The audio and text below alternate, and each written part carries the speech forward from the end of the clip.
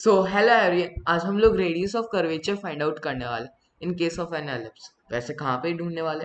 Basically उसके major axis के and point पे और माइनर एक्सिस के एंड पॉइंट पे। सो मैंने एलिप्स ले लिया जिसकी मेजर एक्सिस की लेंथ 2a है और माइनर एक्सिस की लेंथ 2b है।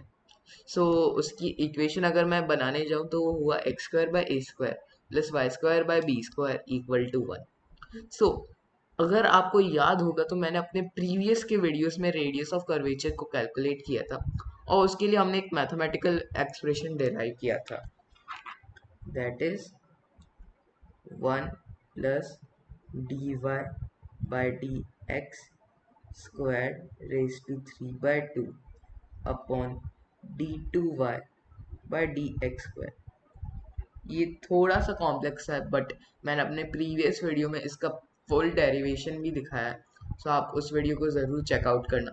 और एलिप्स की इक्वेशन ये है, तो हमें क्या करना होगा?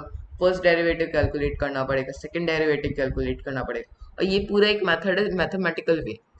वहीं मैं आपको एक फिजिक्स की अप्रोच भी बताऊंगा जो कि प्रिटी डिसेंट है और थोड़ा लेस टाइम कंज्यूम करती है। सो यहाँ पे मेरे को D Y by D X calculate करना है, यानी फर्स्ट डेरिवेटिव। तो उसके लिए मैं क्या कर सकता हूँ कि एक तो जैसे कि मैं y को कैलकुलेट करूँ, y को इन टर्म्स ऑफ x में लिखूं, यानी कि स्क्वायर रूट और वो सब आ जाएगा। उसकी बजाय मैं क्या कर सकता हूँ, साइड बाय साइड डिफरेंशिएट कर दूं।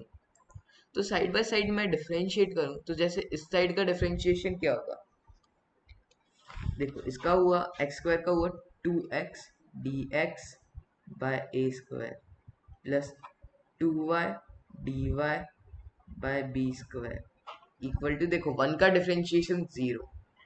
सो यहाँ से ये इक्वेशन मुझे डायरेक्टली बताती है कि dy बाय डी एक्स किसके इक्वल होना चाहिए? Yes, minus B square by A square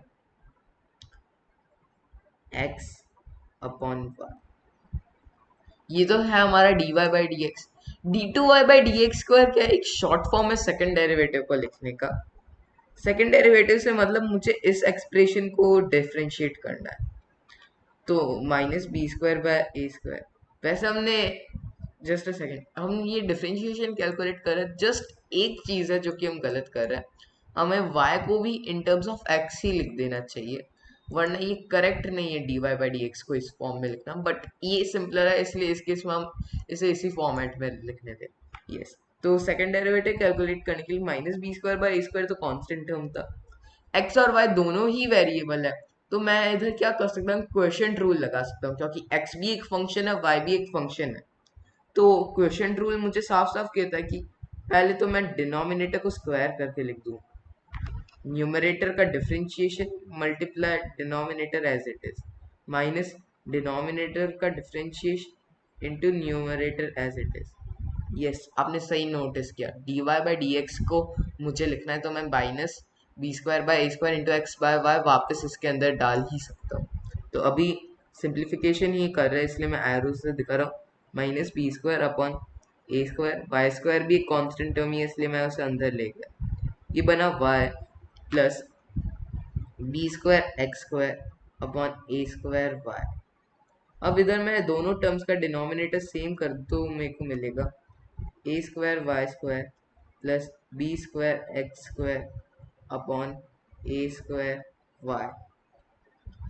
और पता है कमाल की बात क्या है, ये जो इक्वेशन है उसे भी मैं रीअरेंज करके लिखूँ तो मेरे को मिला B square x square plus a square Y square equal to a square b square.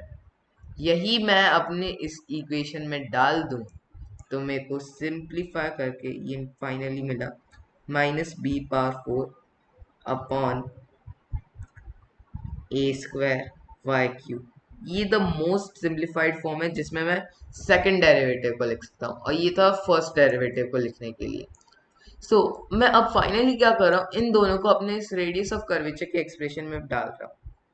तो आर आया 1 प्लस, देखो माइनस से फिर भी मैं स्क्वायर करूंगा तो पॉजिटिव बन जाएगा, इसलिए माइनस साइन को तो आप रेड ही कर दो उधर।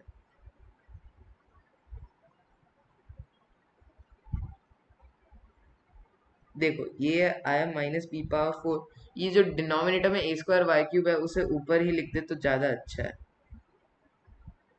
अब मैं क्या कर रहा हूँ, कांस्टेंट टर्म्स को एक साथ बाहर ही लिख दे रहा हूँ। कांस्टेंट टर्म्स क्या है, देखो माइनस ए square upon B power four.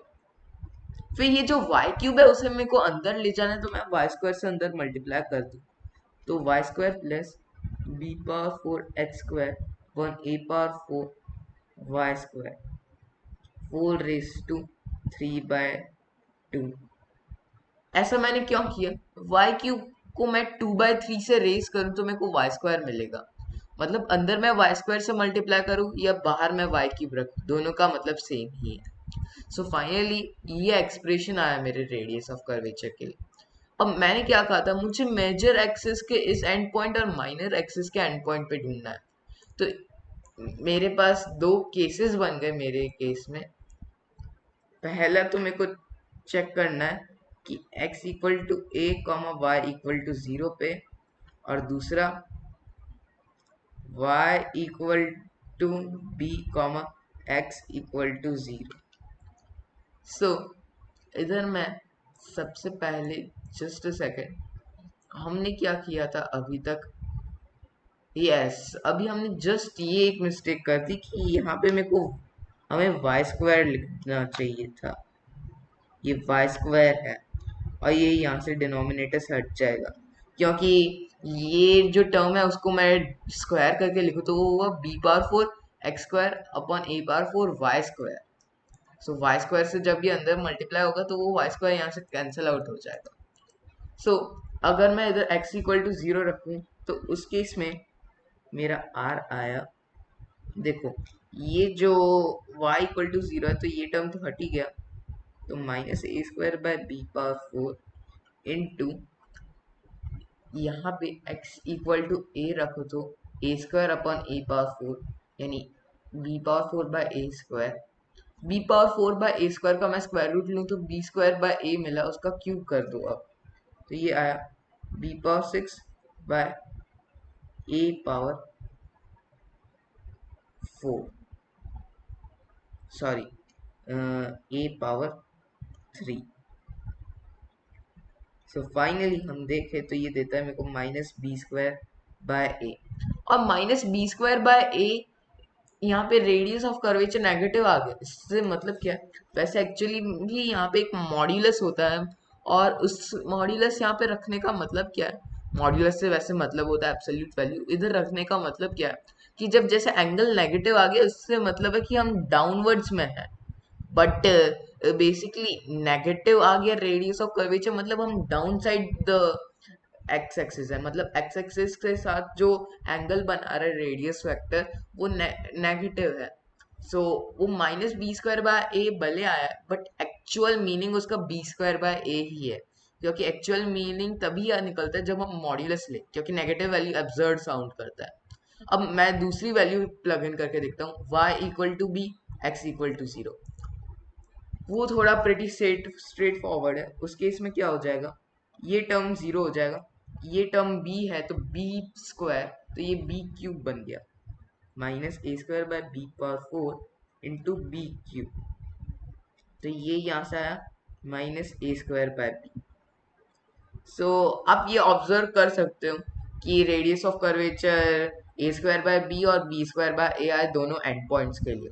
और वैसे मैं ये बता दूं क्योंकि एलिप्स एक सिमेट्रिकल शेप में है, तो मेरे को ये दो एंड पॉइंट्स है माइनस बी कॉमा जीरो और माइनस ए कॉमा जीरो, उनके लिए रख के देखने की जरूरत नहीं है, उनके लिए भी सेम ही वैल्यू होगा। इसे अंडरस्टैंड करना है तो डायरेक्टली हम इसी वे में अंडरस्टैंड कर सकते हैं कि यहाँ पे स्क्वायर के टर्म्स है, तो स्क्वायर कर दे हम माइनस ए को तो भी मेरे को ए स्क्वायर मिलेगा, और ए को भी मैं स्क्वायर करूँ तो भी मेरे को ए स्क्वायर मिलेगा, इसलिए उन दो पॉइंट्स के लिए रेडियस ऑफ कर्वेचर सेम ही होना चाहिए था। सो हमने इसमें भी रेडियस ऑफ कर्वेचर कैलकुलेट किया।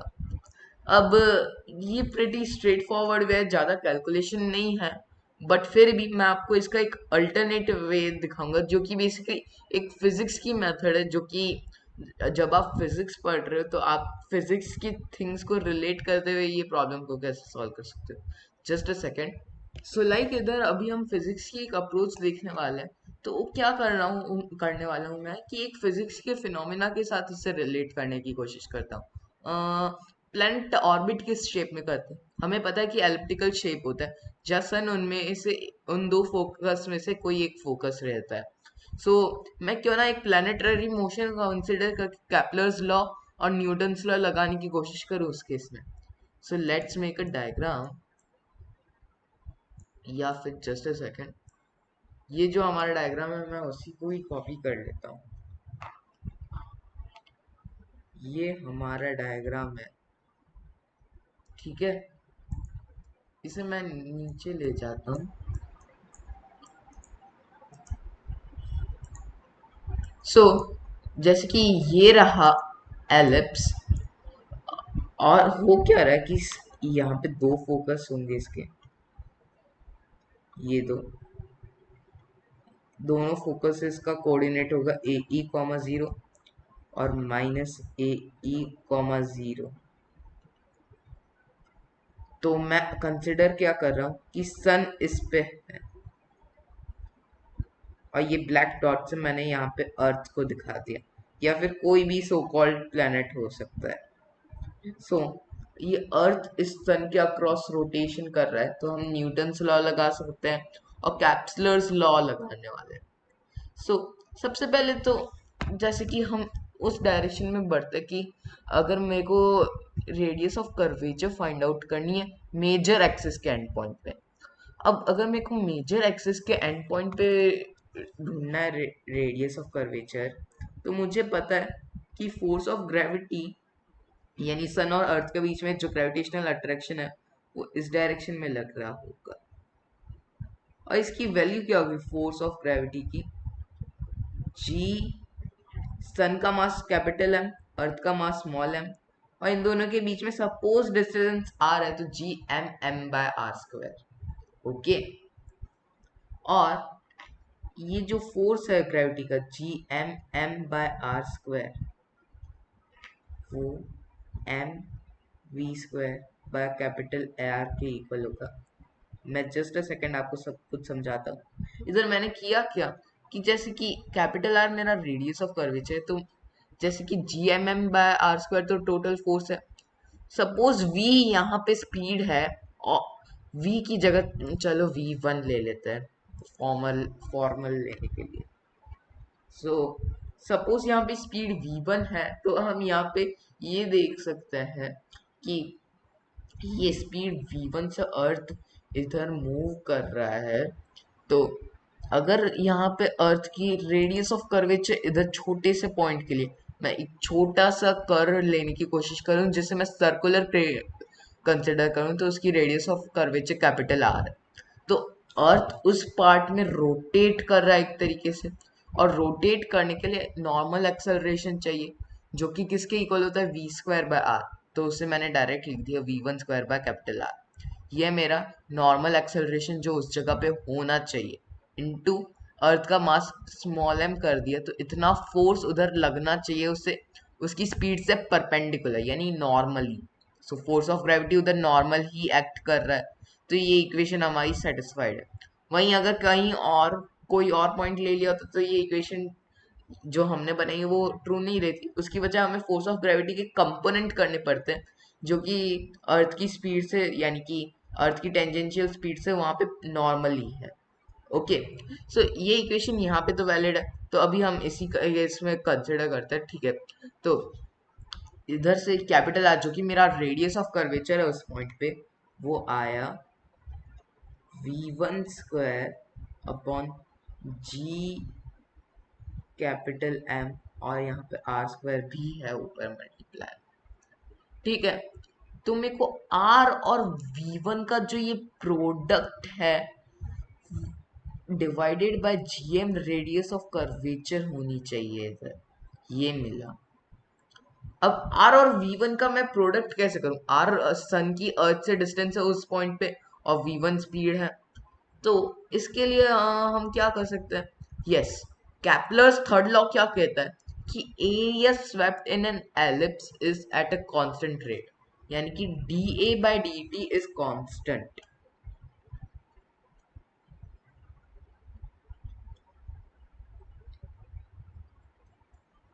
और D by D T constant है, इससे मेरा मतलब क्या कि सपोज यूनिट टाइम में ये एरिया 5 मीटर स्क्वायर ट्रेवल करता है, जैसे 1 सेकेंड में उसने 5 मीटर ट्रेवल किया, तो 2 सेकेंड में वो 10 मीटर स्क्वायर ही ट्रेवल करेगा।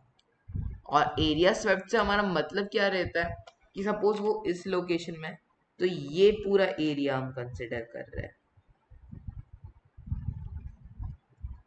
सो ये कांस्टेंट रेट पे हो रहा है। सो ये कांस्टेंट रेट होती है, और ये रेट होती किसके इक्वल है? L अपॉन 2m के। आपको याद होना चाहिए L अपॉन 2m। L से मेरा मतलब है angular momentum divided by 2m। m है अर्थ का mass. So D A by D T एक कॉन्स्टेंट रेट होती है जो कि L अपॉन 2m के इक्वल रहती है। अब क्योंकि ये L अपॉन 2m के इक्वल है, हम इसे डिफरेंट वे में भी एनालाइज करने की कोशिश करते हैं। देखो, एंगुलर मोमेंटम कंजर्व रहना चाहिए यहाँ पे सबसे पहली बात, क्योंकि टॉर्क तो यहाँ पे लग ही नहीं रहा है। तो एंगुलर मोमेंटम कंजर्व है मेरी केस में। ठीक है, अब एंगुलर मोमेंटम कंजर्व है, उसके साथ ही मुझे ये भी पता है कि एंगुलर मोमेंटम क्या होता है, एम वी क्रॉस आर। तो इसे मैं क्या लिख सकता हूँ, in another words, v cross r by 2। तो v क्रॉस आर क्या होगा? v क्रॉस आर को हम कह सकते हैं v इंटू आर, जो डिस्टेंस परपेंडिकुलर में ही है, और इधर v और r का प्रोडक्ट है ना, v r sine theta basically v r के ही इक्वल है, क्योंकि देखो r इस डायरेक्शन में और v इस डायरेक्शन में, दोनों परपेंडिकुलर है, दिख रहा है हमें साफ। तो वी आर बाय 2 होना चाहिए, v cross r by 2 v r by 2 के इक्वल होना चाहिए उस पॉइंट पे। ओके, तो उस पॉइंट के लिए मैं ऐसे कह सकता हूँ v1r/2 के इक्वल। तो मैं यही एक दिक्कत बन रही थी कि मैं v1r को कैसे ढूंढूं। तो ये कांस्टेंट रेट v1r/2 के तो इक्वल होना ही चाहिए, ये बात तो मुझे पता है। और सपोज ये अर्थ पूरा एक रिवॉल्यूशन कर लेता है, वो अर्थ अगर पूरा रिवॉल्यूशन कर लेता है तो उससे कितना एरिया वो ट्रैवल करेगा? एलिप्स में एरिया हमें पता रहता है कि पाई ए बी के बराबर होता है, और टाइम पीरियड कितना टाइम उसे लगा वो होता है 2 pi cube root of A cube by capital G M. So ये क्या है? Total area covered divided by in total time. So ये v1r/2 इसके इक्वल होना चाहिए। तो v1 और r का ये जो प्रोडक्ट इधर बन रहा है, या फिर ज्यादा बेटर रहेगा कि इधर r1 मैं लिखूं, r1 r1, यस। तो v1 r1, यहाँ से एक 2 और 2 कैंसिल आउट हो गया, और यहाँ पे ऊपर पाई और पाई कैंसिल आउट हो गया, तो आया ए बी। और वैसे यहाँ पे मैंने क्यूब रूट गलती से लिख दिया, ये स्क्वायर रूट ही रहता है। So A B upon square root of A cube को मैं लिख सकता हूँ ए अंडर रूट ए, और ऊपर under root G M multiply में है, तो ये आ गया b under root G M by a. v1 into r1 का प्रोडक्ट वहां पे तो इसके इक्वल है, तो रेडियस ऑफ कर्वेचर यहाँ पे without so much of calculation आ गया B square G M upon A G M, जिसे हम लिख सकते हैं बी स्क्वायर बाय ए के इक्वल। और हमने थोड़ी देर पहले इतना डिफरेंशिएशन यूज करते हुए कैलकुलेट किया था, उससे भी तो हमें यही मिला B square by A at X equal to A और वाई इक्वल टू 0, मतलब ये पॉइंट पे। सो ये एक तरीके से some sort of clever manner हुआ और क्विकर मैनर हुआ, और एक प्रिटी डिसेंट लुक भी है। अब हम चेक करते हैं कि हम ये b,0 पे ये कैसे कर सकते हैं। जैसा कि मैंने कहा कि उधर फोर्स ऑफ ग्रेविटी और स्पीड परपेंडिकुलर नहीं है, तो उधर मुझे कंपोनेंट्स करने पड़ेंगे। तो मैं अभी थोड़ा सा जूम इन करता हूँ ताकि हम प्रॉपरली एनालाइज कर पाए इस सिचुएशन को। सो यस, मैंने जूम इन इधर किया, तो हो क्या रहा होगा कि यहाँ पे स्पीड v2 तो इधर टेंजेंशियली है, और फोर्स ऑफ ग्रेविटी की ही दिक्कत है, वो इधर इस डायरेक्शन में लग रहा है। तो ये जो फोर्स ऑफ ग्रेविटी है उसके मुझे कंपोनेंट्स करने पड़ेंगे जो कि इससे परपेंडिकुलर है। सपोज यहाँ पे ये एंगल थीटा बन रहा होता, ठीक है, तो यहाँ पे ये कंपोनेंट जो कि उसका परपेंडिकुलर में है, एफ परपेंडिकुलर, वो होता एफ जी। एफ जी मैं नहीं लिखता हूँ, एफ जी को मैं डायरेक्ट ही लिख देता हूँ, G M M by R square cos theta. अब एक और दिक्कत आ गई यार, ये कोस थीटा को हम कैसे ढूंढे? वैसे कोस थीटा इधर इस केस में ढूंढना ये बहुत ही सिंपल है। देखो, एक तो मेरे को एलिप्स की ये प्रॉपर्टी पता है। एलिप्स बेसिकली शेप कब बनता है? जब दो फोकस से कोई भी पॉइंट का डिस्टेंस का सम सेम रहता है। एलिप्स की ये प्रॉपर्टी हमें मालूम है। इधर मेरे को ये दिख रहा है कि ये दो इसके फोकस है, और ये ऐसे दो पॉइंट्स है जिनके लिए ये डिस्टेंस इक्वल है। हमें दिख रहा है कि ये दोनों से ये डिस्टेंस इक्वल है। और एलिप्स के केस में जिसकी अगर मेजर एक्सिस 2a के इक्वल है तो फोकल लेंथ 2a के बराबर होती। और क्योंकि मुझे पता है ये दोनों लेंथ इक्वल है, तो ये a हुआ, ये a हुआ, तो उन दोनों का सम 2a बन रहा होगा। और बाकी इसेंट्रिसिटी भी हमें पता है कि under root 1 minus B square by A square के इक्वल होती है, तो उससे हम ढूंढ ही सकते हैं कि वो a के इक्वल है। बट ये एक क्वाइट सिंपलर अप्रोच है। उधर इसेंट्रिसिटी की वैल्यू ही एक्चुअली में इस वे में आई है। सो ये लेंथ तो a के इक्वल है,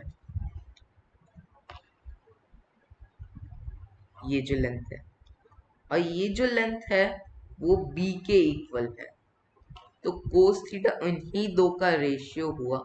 देखो कोस थीटा क्या होगा, b अपॉन a। तो जो फोर्स परपेंडिकुलर में लग रहा है that is my force f dash, वो किसके इक्वल होना चाहिए, g capital M small m by R square. R square लिखना प्रॉपर नहीं है, r2 square into B by A. तो फोर्स परपेंडिकुलर में तो ये लग रहा है। अब मैं इधर अपनी ये इक्वेशन लगा सकता हूं कि g capital M small m b upon r2 square a is equal to m, suppose उधर स्पीड v2 थी, v2 square by radius of curvature capital R। So इधर यहाँ से स्मॉल m मैं कैंसिल आउट कर दूं तो रेडियस ऑफ कर्वेचर आया v2 square r2 square upon, देखो ये a इधर है, upon G M b, radius of curvature इसके इक्वल आ गया सिंपली। अब वापस वही दिक्कत आई, इधर v2 r2 का प्रोडक्ट हम कैसे ढूंढे भाई? ठीक है, तो v2 r2 का प्रोडक्ट मुझे यहाँ पे ढूंढना है। r2 है क्या, इसेंट्रिक ए ई कॉमा 0, यानी कि फोकस से उस पॉइंट की डिस्टेंस, जो कि मैंने इस केस में बताया a के ही इक्वल है। r2 को तो मैं a ही लिख सकता हूँ, मैंने इधर डाला नहीं, लेकिन r2 तो अच्छा भाई a के ही इक्वल है। तो जो टोटल डिस्टेंस r है वो v2 square a cube by G M b के इक्वल हुआ। अब तो देखो v2 और a का प्रोडक्ट मैं कैसे ढूंढूं? हम v2 और a का प्रोडक्ट ढूंढेंगे ही नहीं, हम v2 और b का प्रोडक्ट ढूंढेंगे। देखो इधर मैं वापस एंगुलर मोमेंटम कंजर्वेशन लगाने की कोशिश करूं तो मेरे को पता है कि एम वी क्रॉस आर के बराबर, एम वी क्रॉस आर होगा एंगुलर मोमेंटम इधर, और वी क्रॉस आर क्या होगा, आर परपेंडिकुलर में ही ले लो। परपेंडिकुलर डिस्टेंस क्या है, देखो इसेंट्रिसिटी ये रही v2, और उससे परपेंडिकुलर ये डिस्टेंस क्या है b। तो एंगुलर मोमेंटम इधर एम वी टू बी के इक्वल होगा। और जैसा कि हमें पता है कि L अपॉन 2m होता है D A by D T के। ये जैसे हमने ये सॉल्व किया था, तो यहाँ से L अपॉन 2m करने गए तो V2 B अपॉन 2 के इक्वल आया, that is equal to pi a b total area divided by time कितना लगा, 2 pi square root of A cube by G M. ये जो टाइम पीरियड है वो भी हमें कैपलर्स लॉ में ही बताया गया है। सो कई सारी चीज़ें जो कि कैपलर्स लॉ ने दी है, कैपलर्स लॉ से हमें मिली है, वही हम यूज़ कर रहे हैं। तो इधर वैसे रियलिटी में तो हम इंटीग्रेशन और डिफरेंशिएशन ही एक वे में यूज़ कर रहे हैं, क्योंकि वो सारे भी एक्चुअली में उसी वे में आए होंगे। वैसे तो मैं इधर V2 के लिए B और B भी कैंसिल आउट कर सकता हूँ, B और B को, तो यहाँ से ये B भी हट गया, एक 2 और 2 भी कैंसिल आउट हो गया, तो आया पाई, पाई भी कैंसिल आउट ही हो गया ना यार, A upon A under root A under root G M ऊपर, जो देखो ये ए फिर से कैंसिल आउट हुआ, तो जो V2 है वो under root G M by A के इक्वल है। सो सिंपल, सिंपली V2 हमारे इस केस में under root G M by A के इक्वल है। तो मैंने ये जो R का एक्सप्रेशन ढूंढा है उसमें मैं ये पुट कर दूं under root G M by A, तो G M by A square करेंगे तो जी एम बाय ए से A cube cancel out, sorry मैं अभी इसी वे में लिख देता हूँ, G M by A cube upon G M B. तो ये दिख रहा है कि ए स्क्वायर बाय बी आ गया। वाओ वंडरफुल, हमें इतना कुछ भी कैलकुलेट करना नहीं पड़ा और डायरेक्ट थ्रू कैपलर्स लॉ हमने ये सारी चीजें ढूंढ ली। ये बहुत ही एक वंडरफुल मैनर हो गया इसे सॉल्व करने का। बट एक्चुअली में इधर हमने स्टेप्स जो यूज किए वो ज्यादा है कंपैरेटिव, क्योंकि जैसे कि हमने ये यूज किया कि एलिप्स का एरिया पाई ए बी के इक्वल है, वो भी बेसिकली कैसे आएगा, इंटीग्रेशन के ही थ्रू। फिर हमने ये यूज किया कि time total 2 pi square root of A cube by G M के इक्वल आता है, वो भी कैपलर्स लॉ ही है। सो कई सारे कैपलर्स के दो लॉस तो हमने इधर यूज ही कर लिए। सो इसे खुद से थॉट करना थोड़ा मुश्किल था, बट फिर भी ये सोल्यूशन देखने में बहुत ही इंजॉयबल आपको लगेगा। सो आई होप आपको ये वीडियो पसंद आया होगा। Okay bye everyone.